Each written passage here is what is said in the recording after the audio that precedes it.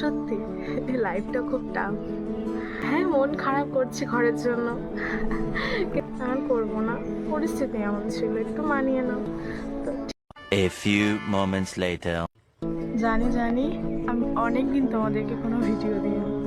আসলে আমার পরীক্ষা চলছে, তো এর মধ্যে আমি কিছু জিনিস বুঝলাম। যখন ঘরে থাকতাম, পরীক্ষা চলতো, তখন বিশ্বাস করো স্নান করে নিজে জামাটুকু ধুতে হতো না, মা এমনকি খাইয়ে দিত।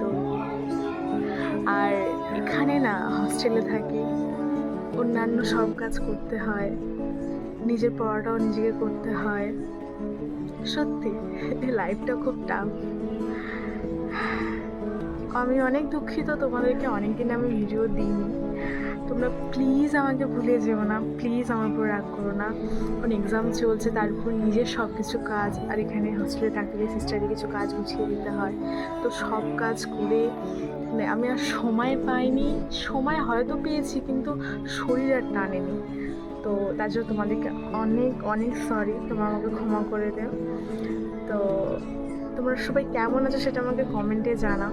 আজকের হয়তো 2 দিন হয়ে গেছে আমি তোমাদের ভিডিও দিইনি, তো অনেক অনেক সরি গো, অনেক অনেক সরি। আমি ইচ্ছা করে এমন করিনি, পরিস্থিতি এমন ছিল। তো আজকে থেকে রেগুলার ভিডিও যাবে এটা আশা করছি, কারণ এখন এক্সাম শেষ হয়নি, মিড সেম চলছে। এন্ড সেম যবে থেকে শুরু হবে তোমাদেরকে তখন তো আরও চাপ থাকবে। শুধু এটাই বলবো, তোমরা আমার পাশে থেকো, সব কিছু সম্ভব। আর তাড়াতাড়ি যাও আমার চ্যানেলে, তাড়াতাড়ি সাবস্ক্রাইব করে দাও, একদম ভুলো না সাবস্ক্রাইব করতে। আর তোমরা তো আগে অনেক দেখেছো যে বাড়িতে যে কুচো কাচাগুলো আছে আমার ভাই, যেটা ইংলিশ ম্যান তোমরা বলো।